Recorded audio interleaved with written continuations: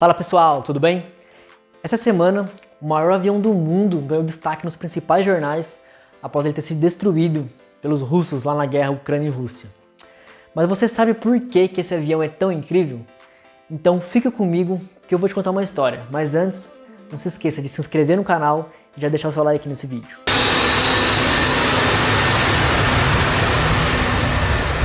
A história do AN-225 começa em 1981. Em 12 de abril daquele ano, os Estados Unidos lançaram um ônibus espacial chamado Columbia, lá de Cabo Canaveral, na Flórida. Impulsionado por foguetes, o Columbia deu início a uma nova era da exploração espacial, e a União Soviética não poderia ficar para trás, claro. A União Soviética tratou de construir o seu próprio ônibus espacial. Ele foi batizado de Burian, que significa nevasca em russo, e era bem parecido com o Columbia. Já o foguete que o levaria ao espaço recebeu o nome de Energia. Mas havia um problema. O Buran foi construído em uma base nos arredores de Moscou, mas o cosmódromo de Baikonur, uma importante estação de lançamento soviética e de onde o ônibus decolaria, ficava a mais de 2.000 quilômetros dali, lá no Cazaquistão. Como levá-lo até lá? A solução mais viável era pelo ar, então os engenheiros soviéticos contrataram a Antonov Company, fundada em Kiev em 1946 por Oleg Antonov, que era especializado em aviões de grande porte. O objetivo era construir um cargueiro que realizasse as idas e vindas do Burian, tanto na fase de teste quanto depois que ele começasse a operar missões. A base do AN-225 foi um modelo já em atividade, o AN-124, lançado em 82, e era capaz de levar 150 toneladas de carga. Ao AN-225 foram adicionados mais 2 motores, totalizando 6. Ele era o único avião no mundo a ter essa quantidade de motores. A aeronave pesava 175 toneladas e tinha 16 trens de pouso, em um total de 32 rodas. O primeiro voo do AN-225 aconteceu em 21 de dezembro de 88. Durante a cerimônia de inauguração, ele ficou entalado no hangar que ele estava, mas com jeitinho conseguiram tirar. O avião foi batizado como Miria, que em ucraniano significa sonho. O Miria realizou uma dúzia de voos teste com o Buran. Na parte de cima havia um lugar especial para o ônibus espacial se encaixar. Então a dupla foi uma das principais atrações em 1989 durante o show aéreo em Paris, que é a maior feira de aviação do mundo. Mas o projeto não durou muito tempo. Com o fim da União Soviética em 91, esse programa foi cancelado. Nos anos seguintes, diferentes propostas foram feitas para aproveitar o Antonov. Uma delas transformaria esse avião em um hotel voador, com direito à piscina e uma capacidade para 1.500 pessoas. É claro que não rolou, né? O Miria foi desmontado e guardado em um hangar lá na Ucrânia por cerca de 10 anos. No início dos anos 2000, a Antonov Company percebeu que a demanda para grandes cargas crescia a ponto do AN-124 não conseguir mais atender essas demandas. Foi quando eles decidiram revitalizar o Antonov 225 e colocá-lo de volta para voar. Segundo a empresa, o avião quebrou 124 recordes em seu voo de retomada, incluindo o de maior carga transportada, 250 toneladas no ar. Coincidentemente, esse voo de retomada aconteceu no dia 11 de setembro de 2001, fatídico 11 de setembro. O Antonov 225 transportava diversos tipos de cargas: turbinas, veículos, máquinas de construção, transformadores, trens maglev, que é aquele de levitação magnética, e também aviões de pequeno porte. A carga mais comum que ele carregava eram geradores elétricos.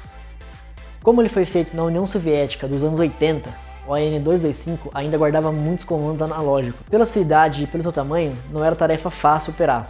Apenas 6 pilotos eram autorizados a fazer isso.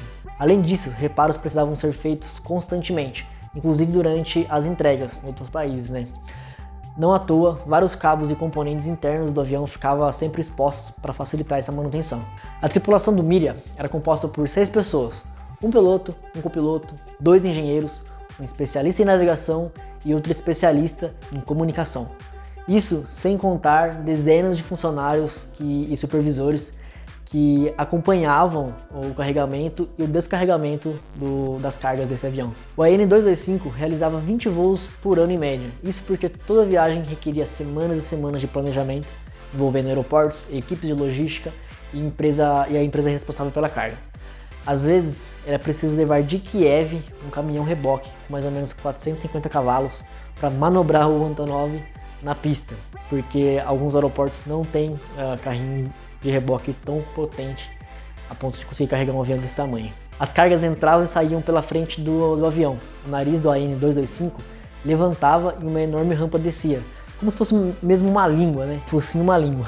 Era um processo lento, barulhento, acompanhado minuciosamente por trabalhadores na pista, porque qualquer desnivelamento na rampa poderia comprometer todo o carregamento e toda a operação. O Antonov tinha capacidade para 330 toneladas de combustível e queimava cerca de 20 toneladas de combustível por hora. Os motores demoravam até 4 minutos para ligar completamente. Com isso, ele tinha uma autonomia de 15.400 km e atingia cerca de 800 km por hora. Em abril de 2020, esse mesmo Antonov carregou 100 toneladas de equipamentos de proteção contra a Covid lá da China para a Polônia.